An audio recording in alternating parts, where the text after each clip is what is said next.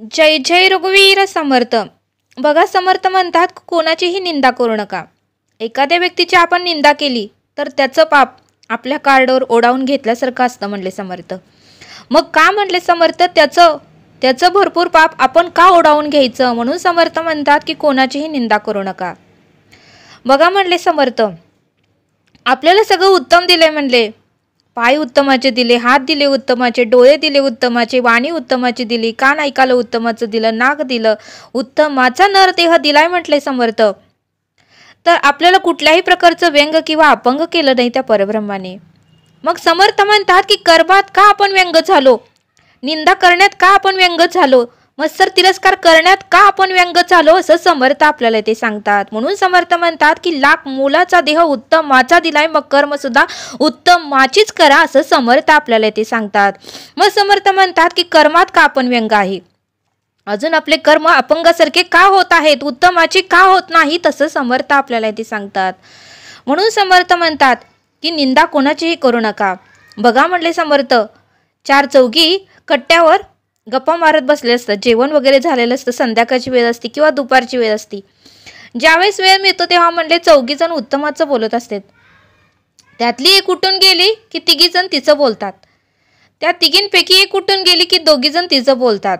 बघा म्हणले समर्थ, मग घरात बसून आपण पुण्य मिळवलेली असते आणि मग उगाचच आपला वेळ ही वाया आणि तिची निंदा करून उलट बोनस म्हणून तिचं पापही आपल्या कार्डावर ओढावून घेतल्यासारखं आहे. मग समर्थ म्हणतात निंदा का करायची, त्याच वेळेस जर विठ्ठलाचं नाव घेतलं, त्या परब्रह्माचं नाव घेतलं तर पुण्य इतर वाढेलच आणि उत्तमाचं तर परब्रह्माची प्रचिती सांगितली तर परब्रह्म तेथे हजर असतो, असं समर्थ आपल्याला ते सांगतात. पण नाही, आपल्याला मात्र निंदेचा विषय आवडतो, तिरस्काराचा विषय आवडतो, एकमेकीचं कुजबजायचं आवडतं. हिच्या दारात काय झालं, हिच्या अंगणात काय झालं, हिच्या घरामध्ये काय झालं, हिचा मुलगा काय करतोय, तो नोकरीला लागला का, ह्याचं लग्न झालं का, ती काय करते, ती आज घरातच का, असंच का चाललंय. अरे आपल्यामध्ये आपल्या ताटामध्ये एवढं वाढवून ठेवलंय, मग दुसऱ्यांची बघण्याची काय गरज पडते, असं समर्थ आपल्याला ते सांगतात. आपल्या ताटातलं सरत नाही म्हणले समर्थ, आपल्या ताटातलं सरत नाही, आपल्याला वेळ मिळत नाही, मग आपण दुसऱ्यांचं बघून आपला वेळ का वाया घालवायचा, असं समर्थ आपल्याला ते सांगतात. मग समर्थ म्हणतात की वेळ मिळाला तर दासबोध घ्या, गुरुचरित्र घ्या, नामस्मरण करा, परमार्थ भगवंताची प्रचिती सांगा. पण नाही म्हटले समर्थ, एकमेकाची निंदा करून आपण त्याचं पाप ओढावून आपल्या कार्डावर घेतो, असं समर्थ आपल्याला ते सांगतात. म्हणून समर्थ म्हणतात की निंदेचा विषय आपल्याकडे नकोच आहे, असं समर्थ आपल्याला ते सांगतात. बघा, समर्थ आपल्याला एक उत्तम असा बोध सांगतात. बघा म्हणले समर्थ, एक ताई होत्या, त्या ताईंना व्यासपीठावर बसून निरूपणाचा भाग होता म्हणले समर्थ. श्रवणामध्ये व्यासपीठावर बसून निरूपण सांगण्याचा भाग होता, उत्तमाचं निरूपण सांगत होत्या त्या ताई, परंतु त्यांच्याकडे निंदाचा विषय होता म्हटले समर्थ. ज्यावेळेस निरूपण व्हायचं आणि 8 दिवस त्यावेळेस घरी असायच्या, त्यावेळेस सारखं बहिणींचं कार्ड किंवा मैत्रिणींचं कार्ड किंवा मित्राचं कार्ड किंवा नातेवाईकांचं कार्ड कोणाचं तरी त्या निंदा करतच होत्या. एवढा निंदा करत होत्या, एवढं करत होत्या की त्यांचं पाप भरपूर वाढलं म्हणले समर्थ. ज्या जिभेने आपण निंदा करतो त्या जिभेला शिक्षा झाली म्हणले समर्थ. मग म्हणले समर्थ, अशीच ती गच्चीवर धुणं वाळू घालण्यासाठी गेली होती, गच्चीवर धुणं वाळू घालण्यासाठी गेली होती. पण अचानक बघा म्हणले समर्थ, अचानक तिचा पाय काय घसरला आणि ती गच्चीवरून खाली पडली. पण हाताला काय झालं नाही, पायाला काय झालं नाही, डोळ्याला काय झालं नाही, परंतु जिभेचे मात्र 20-30 तुकडे झाले.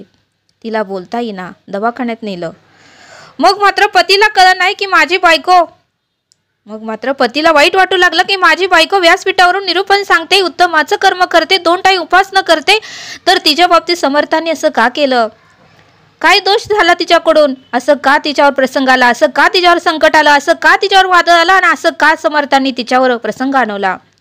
त्यावेळेस मात्र पतीने तिला दवाखान्यात नेलं आणि मग मात्र सद्गुरूंकडे गेले, सद्गुरूंना विचारायला.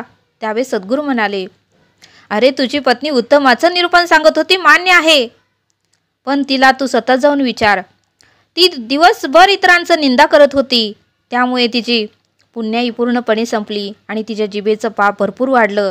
आणि ज्या जिभेने तिने निंदा केली, ज्या जिभेने वाईट साईट इतरांचं बोललं, ज्या जिभेने सतत काही ना काहीतरी इतरांचं सांगत राहिली, त्या जिभेला शिक्षा झाली. म्हणून समर्थ म्हणतात की निंदेचा भाग आपल्याकडे नसावा असं समर्थ आपल्याला ते सांगतात। म्हणून समर्थ म्हणतात की देह लाख मोलाचा दिला आहे, उत्तमाचा दिला आहे, हात डोळे नाक पाय तोंड सगळं काही उत्तमाचं दिलं आहे, मग कर्मात का आपण व्यंग आहे? कर्मही आपल्याला उत्तमाची करता आलं पाहिजेत। अजूनही आपण निंदा का करतो, अजूनही तिरस्कार का करतो, अजूनही मत्सर का करतो, अजूनही रागराग का करतो असं समर्थ आपल्याला ते सांगतात। म्हणून समर्थ म्हणतात की लाख मोलाचा देह उत्तम दिला आहे, मग कर्मही उत्तम करा आणि इतरांची निंदा करू नका। वेळ मिळाला तर बोलावं विठ्ठल, करावं विठ्ठल, पहावं विठ्ठल असं समर्थ आपल्याला इथे समजावून सांगतात। तरी आता आपण इथेच थांबूया। धन्यवाद। जय सद्गुरू।